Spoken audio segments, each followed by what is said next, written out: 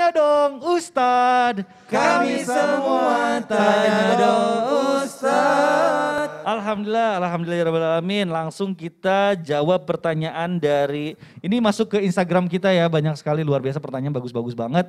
Sudah dipilih oleh tim kreatif kita yang beruntung hari ini dari Instagram @hamba_Allah. Mohon maaf tidak bisa disebutkan namanya. Ustadz, di daerah rumah saya sering sekali kekeringan dan kekurangan air bersih. Bahkan pernah selama 2 hari saya dan keluarga hanya punya 1 botol untuk minum. Karena bantuan air bersih belum datang juga. Mohon saya diberitahu cara bertayamum yang benar karena saya pasti akan sering tayamum kalau kemarau gini. Waduh, Masya Allah bagus banget nih. Mungkin ini minta bagaimana tata caranya nih. Ustadz Syam boleh nih dijawab nih. Baik, bismillahirrahmanirrahim. Tabi guruku Habib Utsman, Ustaz Ahmad Ridwan, Mas Mikdad serta guru-guru kami yang dimuliakan Allah Subhanahu wa taala. Ya, mudah-mudahan di daerahnya segera ada air gitu amin, ya. Amin ya Allah ya rabbal alamin. Maka subhanallah, tayamum tadi sudah dijelaskan oleh guru kita Ustaz Ahmad Ridwan. Falam tajidu ma'an fatayammamu sa'idan thayyiba. Ya, kalau tidak ketemu air ataupun ada airnya tapi tidak memungkinkan. Mana itu tidak memungkinkan? Antara mau dipakai berwudu, tapi kalau dipakai berwudu enggak ada minuman. Kalau dia pakai wudu enggak minum, maka dia tayamum. Dia sudah mencari air kemana-mana. Ada air, suci mensucikan, masuk syarat tadi. Ya. Airnya suci mensucikan, bisa dipakai berwudu. Airnya bersih, tapi itu buat minum. Baik untuk dirinya ataupun untuk orang lain. Jadi kalau misalnya ketemu dengan orang, ada 1 orang yang mau berwudu, 1 orang mau berwudu, dia punya air. Ada orang kehausan, maka airnya diberikan kepada yang kehausan, bukan untuk orang yang berwudu. Walaupun berwudu ini juga penting gitu. Maka subhanallah dia bertayamum. Bagaimana tata cara bertayamum? Maka menggunakan debu. Tadi sudah dijelaskan, debu pasti ada di mana-mana. Kata guru kita Ustaz Ahmad Ridwan. Maka tayamum itu artinya menyengaja. Nah, tata caranya yang pertama harus tahu waktunya kapan. Tayamum itu waktunya adalah ketika waktu sholat udah masuk. Jadi tidak boleh orang tayamum sebelum azan. Misalnya dia mau siap-siap sholat duhur. Oh udah mau azan, 5 menit lagi azan, tayamum dulu deh karena gak ada air. Gak boleh, tunggu setelah azan, setelah masuk waktu sholat lalu dia tayamum. Kenapa? Karena tadi dikhawatirkan masih ada waktu tiba-tiba ada air. Maka batallah tayamumnya, otomatis batal juga sholatnya. Maka tunggu sampai waktunya masuk. Hanya untuk menggunakan tayamum ini untuk ibadah sholat saja. Yang kedua hanya 1 sholat, jadi nggak bisa dijamak. Nggak bisa dijamak. Misalnya dia tayamum nih duhur. Oh tahu-tahu setelah tayamum nggak batal wudhu saya Ustaz. Nggak pipis, nggak buang air kecil, nggak buang air besar, nggak buang gas. Apakah saya lanjut aja sholat asar? Oh enggak. Dia maka hanya untuk satu sholat saja. Nah tata caranya simple. Hanya wajah dan tangan sampai siku. Ya, menempelkan tangan di atas debu. Pada saat itu berniatlah dia. Saya berniat untuk bertayamum, untuk sholat karena Allah. Saya niat tayamum untuk sholat karena Allah. Selesai.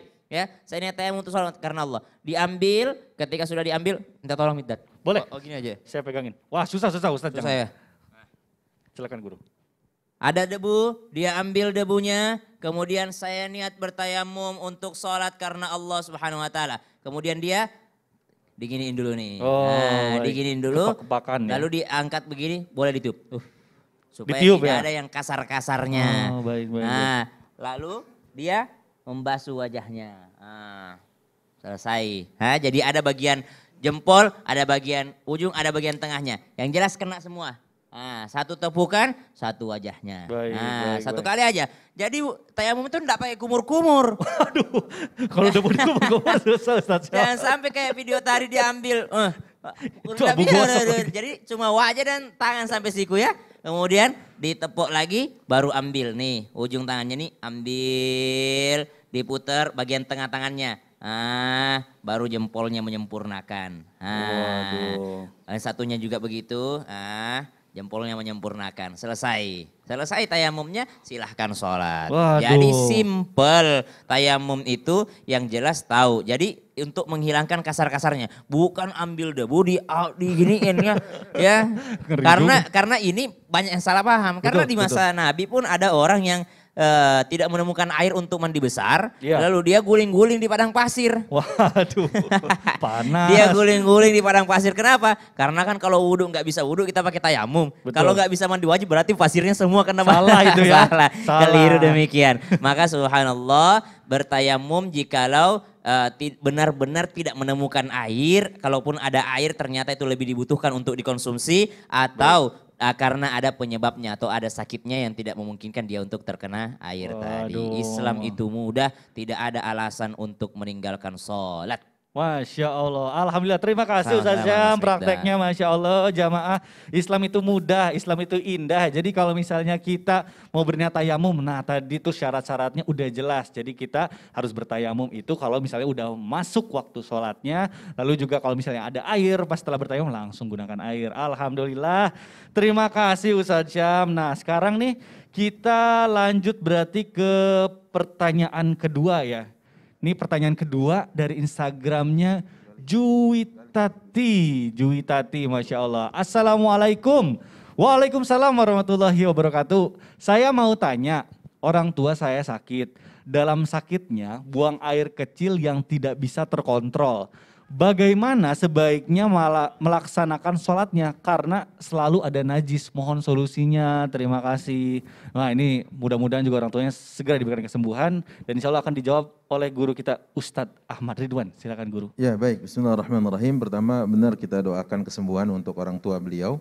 Yang kedua kalau bicara tentang penyakit ini, kitab-kitab fikih sudah menyinggung nih Bang. Iya Ustadz. Namanya al-basur. Al-basur itu beser ya. Sehingga ya istilahnya. Jadi kalau dia wudu terus nggak lama pipis lagi atau keluar lagi. Iya banyak tuh. Bagaimana caranya kan betul, gitu ya. Betul. Caranya adalah saat tadi seperti yang Ustaz Syam juga sampaikan tentang perihal tayamum. Kalau dia mau sholat baru dia berwudu. Baik. Gitu ya. Baik. Tapi sebelum itu pastikan dia sudah toharoh dulu dengan cara istinja. Membersihkan tempat yang terkena najis. Baik itu kemaluannya ataupun misalkan pakaiannya.